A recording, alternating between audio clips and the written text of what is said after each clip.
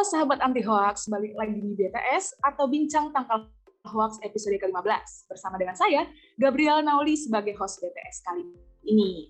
Nah, sedikit dengan konten BTS sendiri merupakan bagian dari program media, yaitu program yang dilaksanakan oleh Mavindo bersama dengan mitra lainnya untuk mewujudkan ekosistem informasi cyber yang aman. Nah, teman-teman, pada episode BTS kali ini ada yang menarik nih. Kita akan membahas seputar tentang strategi penanganan hoax politik jelang pemilu 2024. Nah, berkaitan dengan tema ini, teman-teman, kita juga udah ditemani nih sama Mas Fadli Ramadhanil yang merupakan manajer program dari Perkumpulan untuk Pemilu dan Demokrasi atau yang lebih akrab disapa dengan Perludem. Halo Mas Fadli. Halo Mbak Gabriela. Ya. Baik, alhamdulillah. Mas boleh memperkenalkan sedikit nih tentang Mas Fadli sendiri dan tentang Perludem sedikit nih Mas, buat teman-teman supaya bisa mengerti dan tahu siapa nih narasumber keren kita pada hari ini. Ya, saya Fadli Ramadhanil, saya bergiat di Perkumpulan untuk Pemilu dan Demokrasi, dan Perludem itu adalah lembaga riset, lembaga kajian, dan lembaga advokasi berkaitan dengan isu-isu kepemiluan. Saya sudah 9 tahun di Perludem sejak 2013, dan salah satu concern isu saya di Perludem adalah soal isu penegakan hukum pemilu, soal kelembagaan penyelenggara pemilu, dan soal pendidikan pemilu. Itu kira-kira Mbak. Berarti Mas Fadli sendiri udah banyak dong ya melihat tentang dinamika politik berkaitan dengan pemilu. Dari 2013 Mas Fadli bergabung dengan Perludem, mungkin teman-teman juga bisa memahami nih kalau misalnya tentang pemilu banyak banget nih hal-hal yang mungkin disaksikan oleh Mas Fadli sendiri. Nah, mungkin Mas kita bisa langsung aja nih diskusi tentang jelang pemilu 2024. Nah, tentang pemilu 2024 ini Mas, bagaimana sih Perludem melihat dinamika hoax yang berkaitan dengan politik yang seringkali muncul di jelang pemilu kali ini, apalagi 2022 dan 2023 kan sepembacaan saya tidak jadi dilakukan pemilu. Nah, digantikan dengan jelang pemilu 2024. Kira-kira menurut Mas Fadli sendiri, bagaimana sih Mas dinamika hoax politik yang berkaitan dengan pemilu 2024 ini?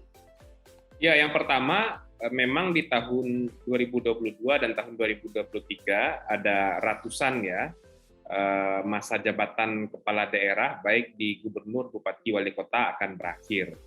Nah, tetapi karena ini adalah masa transisi menuju pilkada serentak secara nasional, semua pemilihan gubernur, bupati, dan wali kota itu sesuai dengan undang-undang pilkada dilaksanakan di tahun 2024 juga di tanggal 27 November. Jadi tahun 2024 itu nanti Mbak, memang jadi tahun pemilu yang begitu padat bagi Indonesia ya. Ada pemilu nasional, pemilu untuk memilih presiden, DPR, DPD, DPRD, provinsi, dan kabupaten kota di bulan Februari, dan ada pilkada juga di bulan November. Nah, untuk melihat dan membaca fenomena hoax politik ya menuju pemilu 2024, saya menilai potensinya tentu tetap akan besar. Kenapa?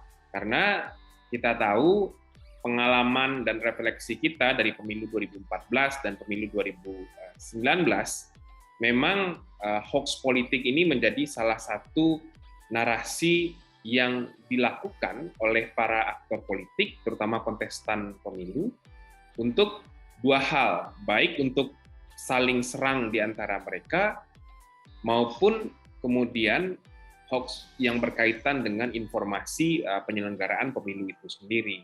Nah, tujuannya untuk hoax yang berkaitan dengan penyelenggaraan pemilu ini ada dua. Satu, untuk melegitimasi penyelenggaraan pemilu itu secara keseluruhan atau mendowngrade kredibilitas penyelenggara pemilu.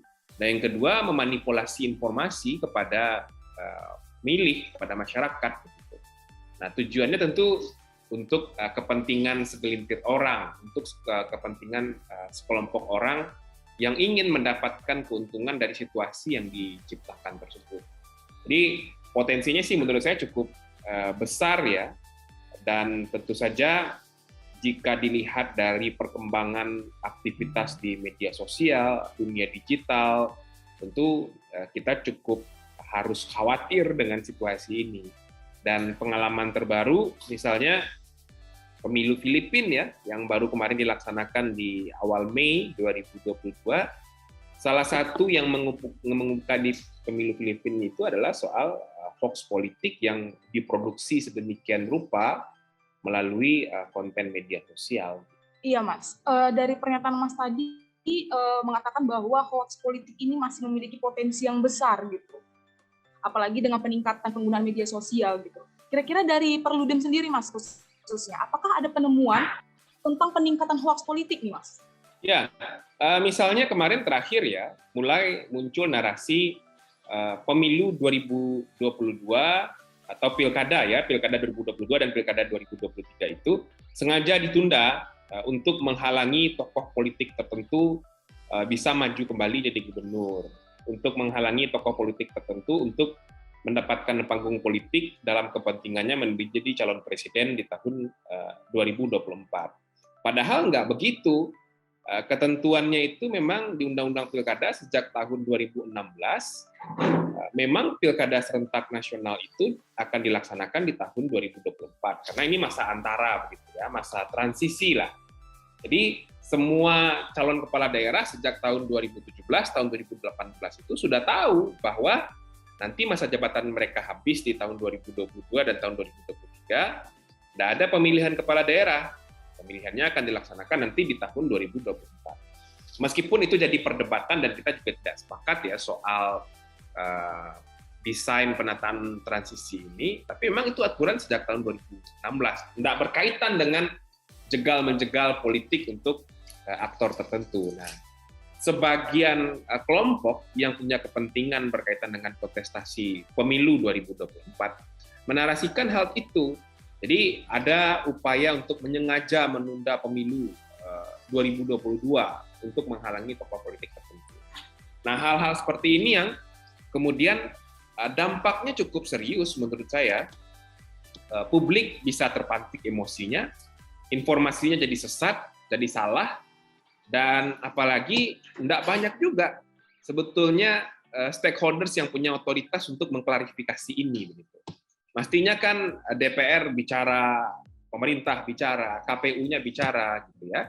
Soal bagaimana sih sebetulnya masa transisi berkaitan dengan kepala daerah yang habis masa jabatan di tahun 2022 dan tahun 2023 ini gitu.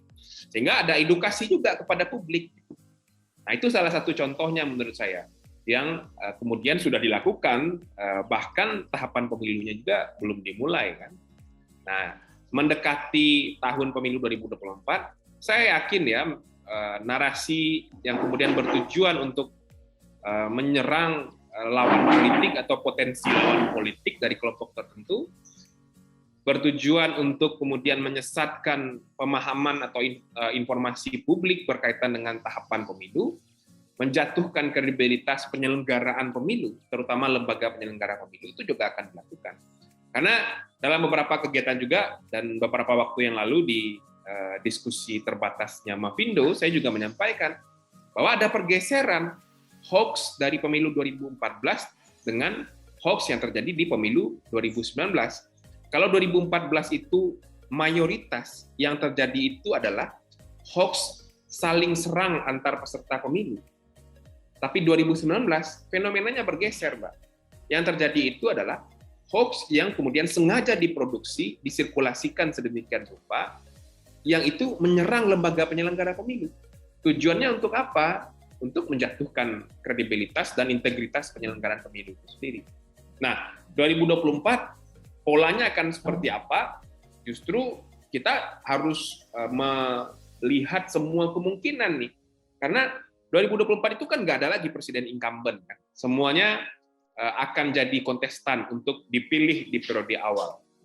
Istilahnya semua akan mulai dari garis start awal. Jadi tensi politiknya juga akan tinggi, dan tentu menurut saya tingginya tensi politik ini akan linier dengan potensi meningkatnya hoax berkaitan dengan aktivitas politik ini. Iya, Mas. Yang seperti yang Mas katakan tadi, bahwa ada pergeseran dinamika gitu. Di 2014 biasanya menyerang si yang dipilih gitu, tapi di 2019 kemudian berubah ke KPU-nya sendiri gitu, sebagai penyelenggara atau Bawaslu sebagai pengawas begitu. Jadi hoax-hoax bukan hanya menyerang para kontestan, tapi menyerang si penyelenggaranya juga. Jadi menurut Mas, kira-kira apakah memang penyelenggara sekaligus pengawas lah KPU dan Bawaslu sudah dapat nih Mas meminimalisir hoax-hoax politik yang ada nih di masyarakat? Apakah mereka menurut Mas cukup cekatan atau cukup cepat gitu untuk meminimalisir hoax-hoax yang terjadi ini gitu?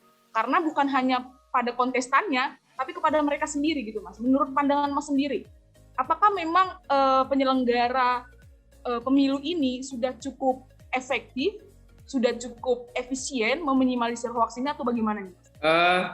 KPU dan Bawaslu sadar ya akan potensi hoax tersebut. Nah, tetapi memang sistem untuk kemudian menangani hoax yang berkaitan dengan informasi kepemiluan, terutama yang menyerang kelembagaan penyelenggara pemilu, menurut saya memang perlu suatu sistem penanganan hoax atau disinformasi yang sengaja dibuat yang menyerang lembaga penyelenggara pemilu. Itu perlu dibuat oleh lembaga penyelenggara pemilu menurut saya. Apa salah satu atau salah dua variabel yang perlu untuk kemudian disiapkan? Satu itu adalah soal proses klarifikasi informasinya atau verifikasi informasi atau verifikasi atas hoax atau suatu informasi yang diduga hoax yang muncul.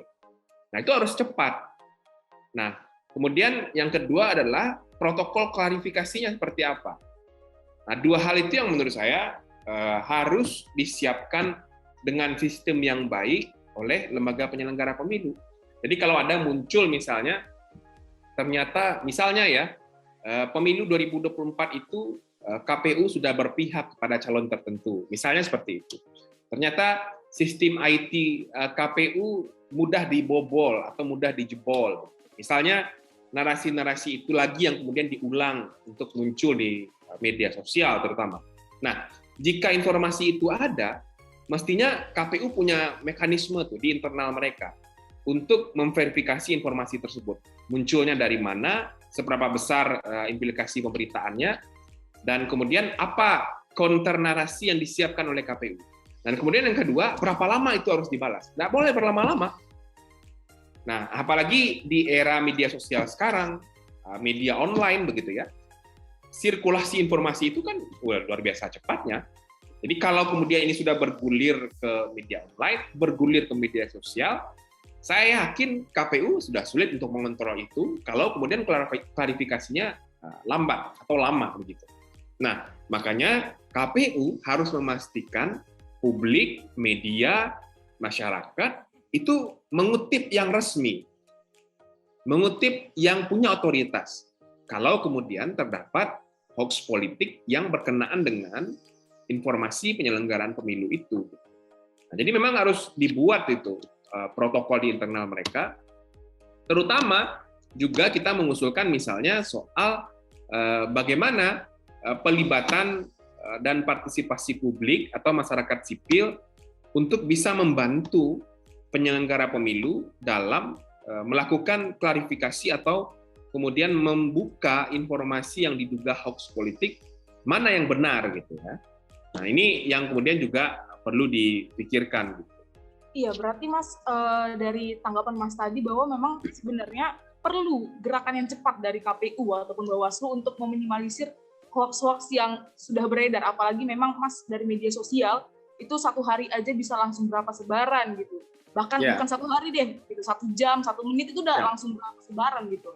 Nah, pertanyaan selanjutnya nih Mas, tentang politisasi isu SARA gitu kan Mas. Jadi ketika maraknya nih hoax-hoax politik gitu dan banyaknya oknum-oknum yang memainkan isu SARA untuk dipolitisasi untuk menyebarkan hoax. Kira-kira menurut Mas sendiri, apakah memang isu SARA ini Mas memang menjadi makanan empuk lah ibaratnya untuk kemudian diputar-putar dan kemudian dijadikan hoax? Gimana menurut Mas sendiri? Ya, satu hal prinsip yang menurut saya perlu kita pahami ya, di mana-mana, di negara manapun, jika kemudian yang disinggung atau kemudian yang dinarasikan itu adalah berkaitan dengan agama, suku, begitu ya, atau aspek-aspek yang berbau primordial atau identitas lainnya, itu memang akan jauh lebih cepat memantik emosional, sisi emosionalnya warga, sisi emosionalnya pemilih gitu. Dan itu menurut saya sih psikologis normal lah dari setiap manusia yang punya agama, punya bangsa, punya suku, punya ras, begitu ya. Nah, itu salah satu yang kemudian jadi hal prinsip tuh. Kalau orang kemudian disinggung soal agamanya, soal sukunya, soal rasnya, itu dari segi emosional akan lebih mudah untuk terpantik. Nah, situasi ini yang saya kira dimanfaatkan oleh para elit politik yang kemudian kehilangan atau miskin akan ide, gagasan, dan visi untuk hal-hal menyelesaikan persoalan-persoalan publik yang mestinya mereka bicarakan. Nah, karena mereka nggak punya ide, nggak punya visi, nggak punya program untuk kemudian bisa dijelaskan kepada pemilih, kepada warga masyarakat, yang dikedepankan adalah soal politisasi SARA. Karena mereka tahu kalau politisasi SARA yang dibicarakan, atensi pemilih ke mereka itu akan jauh lebih cepat. Nah, jadi psikologis itu juga yang menurut saya jadi tantangan dalam proses penyelenggaraan pemilu. Nah, bagaimana kita menyikapinya? Ya, menurut saya memang tidak mau atau tidak bisa tidak, kita harus melakukan pendidikan politik yang masif juga kepada publik, kepada pemilih.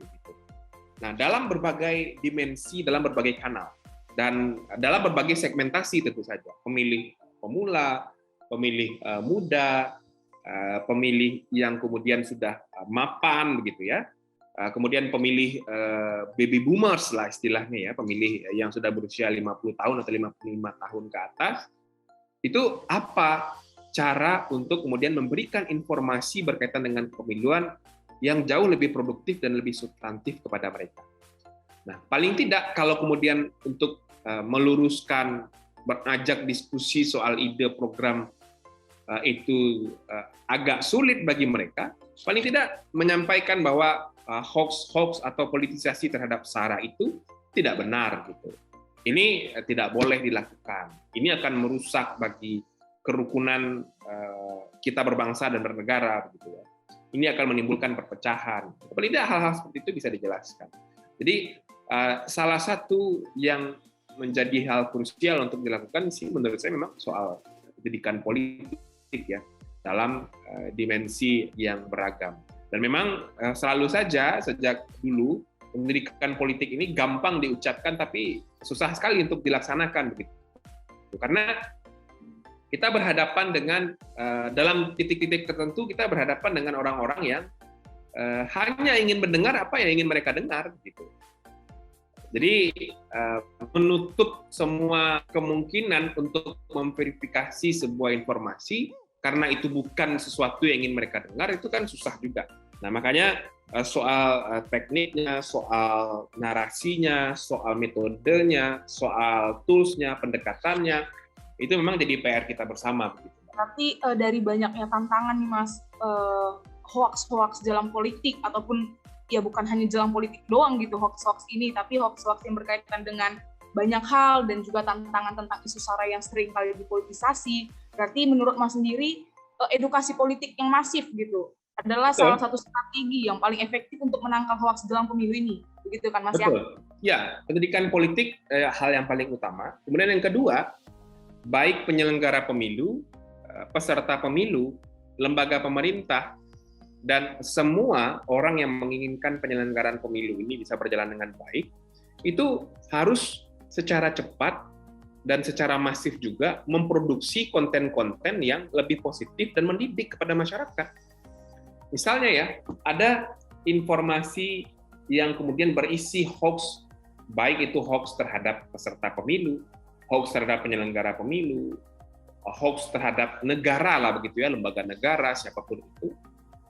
Kalau kita berpikir untuk menghentikan itu kan sulit sekali Mbak Gabriela ya. Kita berpikir untuk bagaimana menghentikan konten hoax ini di Twitter, Facebook, atau media sosial lainnya, ya susah menurut saya.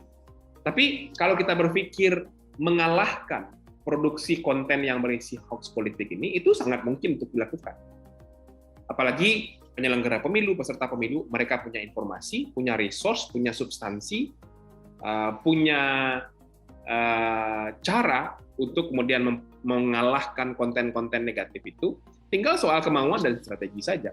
Jadi Perludem misalnya, Mavindo sebagai civil society yang punya concern terhadap hal ini juga harus terus punya inisiatif dan berupaya untuk memproduksi konten-konten yang positif, yang lebih bermanfaat kepada masyarakat untuk melawan jumlah dari hoax politik yang kemudian atau politisasi sara yang diproduksi oleh mereka yang menginginkan perpecahan dan gonjang-ganjing politik ya berhenti. Wah, terima kasih sekali Mas Fadli atas sharing dan waktunya hari ini. Banyak sekali ilmu. Ya, banyak sekali ilmu yang bermanfaat dan banyak sekali juga akhirnya terbuka strategi-strategi yang mungkin bisa menjadi refleksi buat teman-teman yang hadir di sini, buat teman-teman yang menyaksikan. Dan terima kasih juga Mas buat semua tanggapannya yang pada akhirnya kita mengetahui bahwa sebenarnya hoax-hoax terkait politik jelang pemilu 2024 ini cukup membuat kita harusnya resah dan cukup membuat kita harusnya sadar bahwa segera nih kita mengedukasi diri kita sendiri untuk edukasi politik dan segera juga mengedukasi kalau bisa teman-teman yang lain juga ya kan Mas ya. Karena untuk satu orang sendiri untuk mengusahakannya, misalnya Mavindo sendiri juga atau Perludem sendiri agak sulit gitu Mas untuk memberantas atau mengurangi gitu. Jadi mungkin buat teman-teman semua yang menyaksikan BTS kali ini bisa juga nih turut membantu menjadi partisipan yang berguna juga untuk mengedukasi teman-teman yang lain, orang tua ataupun sesama pemilih nanti untuk di pemilu 2024. Terima kasih sekali lagi Mas Fadli atas sharing-nya. Semoga bahasan kita kali ini juga dapat menambah wawasan bagi para sahabat anti hoax semuanya. Nah, kalian juga bisa komen di bawah tentang pendapat atau tanggapan terkait dengan konten BTS ini, teman-teman. Dan juga konten-konten seperti apa sih yang akan seru dibahas di episode selanjutnya. Jangan lupa juga untuk subscribe YouTube Mavindo untuk konten edukatif yang seru lainnya. Dengan ini, saya Nauli dan Mas Fadli sendiri di sini pamit undur diri. Sampai jumpa di episode BTS lainnya.